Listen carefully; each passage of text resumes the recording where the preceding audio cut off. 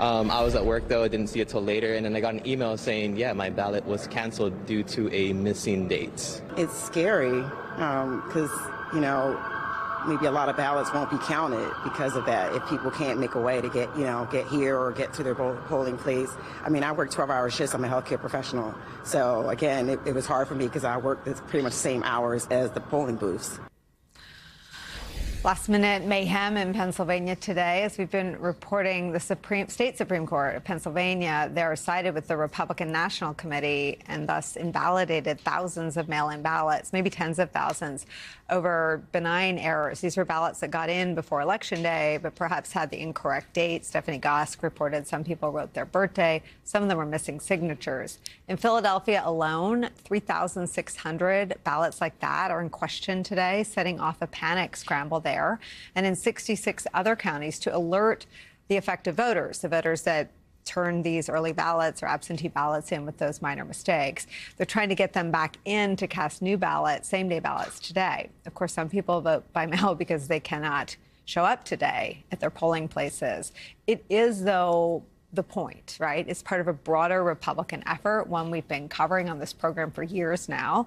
Legal efforts, legal maneuvers with the goal of muddying the waters and disenfranchising voters. Joining our conversation, Jason Johnson, journalism and politics professor at Morgan State University. Cecile's back with us.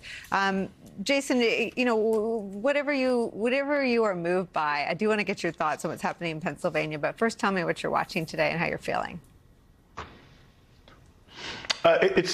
Nicole's been really fascinating. I am down in Georgia right now and have been seeing sort of the behavior on the ground. I'm seeing rallies with students at Clark Atlanta University. I'm seeing rallies with students at Morehouse. I'm seeing everything from poll workers saying, I don't see the enthusiasm I saw 4 years ago, to people saying, I've got it in the bag. I am surprised at how bullish people seem to be on both Warnock and Abrams right now. There is an energy on the ground, and I loathe this cliche, Nicole. I hate it. But there's literally an energy on the ground here that's totally different from the polling. And I don't know if it's who I'm talking to, or maybe there's something really going on here that we haven't been able to capture.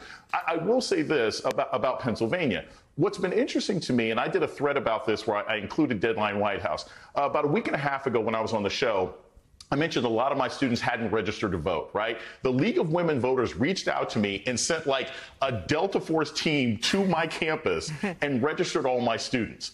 And I talked to my class about the fact that it's so much easier to register and vote in Maryland than it is in Georgia. It's so much easier to have your ballot counted in Maryland than in Pennsylvania. So when we see the Supreme Court of Pennsylvania side with Republicans to just find excuses to keep people's intent of vote from actually counting, is a reminder that we are not living in an equal country. We are not living in a country where all of our rights are equally respected, and that's a real concern.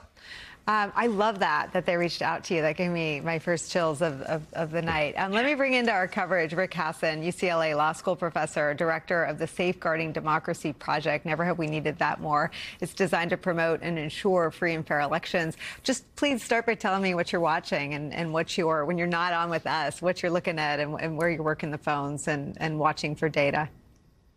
Well, today, is like every election day. There are glitches because it's a very complex endeavor to run elections. So you've got in Maricopa County, there were some ballot tabulators. The machines that you feed the ballots into were down. They ran out of paper in Luzerne County, Pennsylvania. So, I mean, these things happen all the time.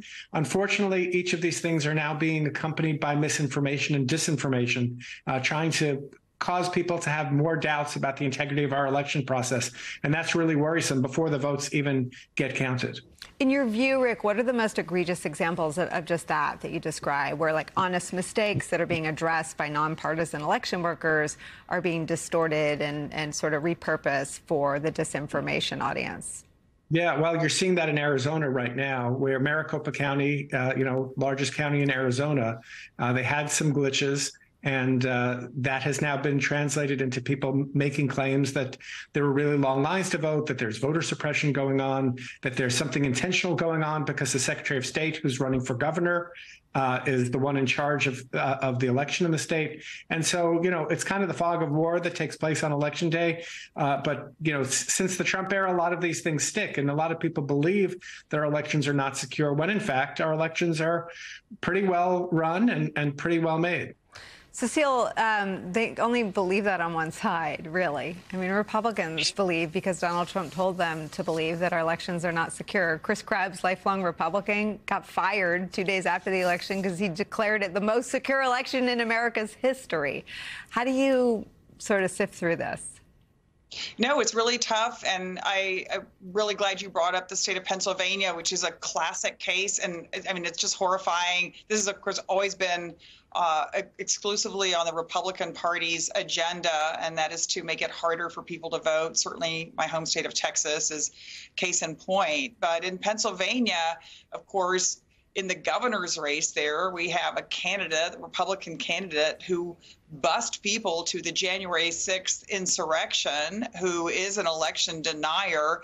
And of course, in Pennsylvania, the governor appoints the Secretary of State. And so the importance of this election, not only on making sure that it's fair and secure, but the implication, and which I know you've covered as well, of the number of people running as Republicans who fundamentally do not believe in our democracy and who are not willing to even secure the results of an election is frightening. That is something I don't believe we've ever seen in our lifetime. So it goes far beyond counting votes. I think it really goes to one of the reasons this election is so important, because, of course, who was elected and who's elected Secretary of State in many of these key battleground states is going to impact whether we can even certify a presidential election in 2024.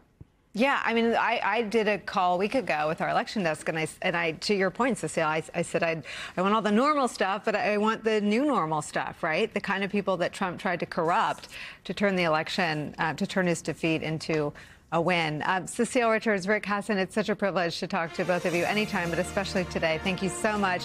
Jason's going to stick around. He already previewed what we're going to talk about next.